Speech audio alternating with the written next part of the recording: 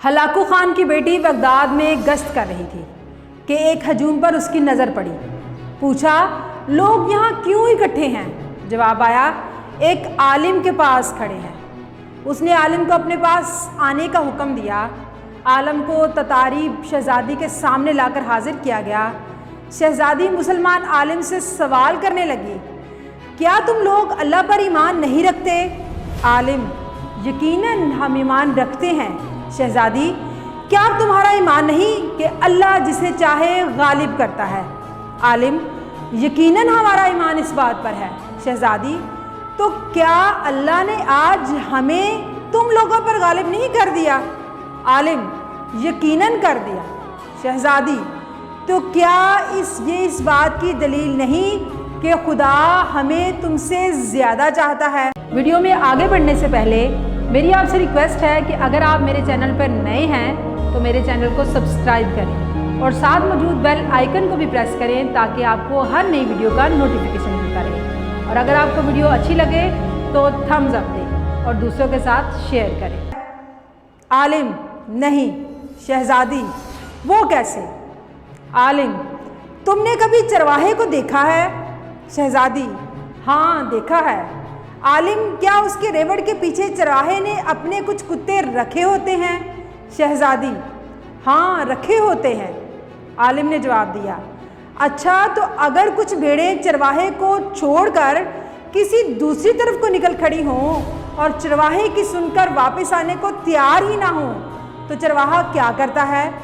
شہزادی، وہ ان کے پیچھے اپنے کتے دوڑاتا ہے تاکہ وہ ان کو واپس اس کی کمان میں لے آئیں۔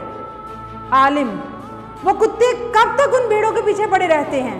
شہزادی نے کہا، جب تک وہ فرار رہیں اور چرواہے کے اقتدار میں واپس نہ آ جائیں۔ عالم نے کہا، تم تتاری لوگ زمین میں ہم مسلمانوں کے حق میں خدا کے چھوڑے گئے کتے ہو۔ جب تک ہم خدا کے در سے باغے رہیں گے اور اس کی اطاعت اور اس کی منہج پر نہیں آ جائیں گے تب تک خدا تمہیں ہمارے پیچھے دوڑاتا رہے گا اور ہماری گردنوں پر تمہیں مسلط رکھے گا۔ جب ہم خدا کے در پر واپس آ جائیں گے اس دن تمہارا کام ختم ہو جائے گا۔ آج پھر وہی حال ہے، آج کتے ہم پر مسلط ہیں اور جب تک ہم واپس نہ آ جائیں اسلام کی طرف تب تک ہم پر مسلط رہیں گے۔ آج ایک طائرانہ اور سرسری نگاہ پوری دنیا کے مسلمانوں کے موجودہ احوال پر جڑائے۔ برما ہو یا شام، فلسطین ہو یا افغانستان، افریقہ ہو یا امریکہ، عراق ہو یا یمن، ہر ملک اور دنیا کے ہر خطے میں مسلمان تاریخ کے بدترین دور سے گزر رہی ہے۔ پورا کرۂ ارض مسلمانوں کے خون سے رنگین کیا جا رہا ہے۔ دنیا کا یہ گروندہ اور یہ سیارہ ارضی ہر طرف سے مسلمانوں کی آہ و بکا اور چیخ و پکار سے گونج رہا ہے۔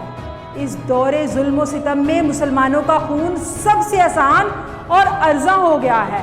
سب سے بڑھ کر یہ کہ دنیا کے کسی گوشے سے بھی مسلمانوں کی ہمدردی اور حمایت میں کوئی آواز نہیں اٹھ رہی۔ قصہ مختصر یہ کہ مسلمانوں کو اپنے اصل کی طرف لوٹنا ہے اور اپنے گروہ میں شامل ہونے کے لیے سنجیدہ اقدامات کرنے ہیں۔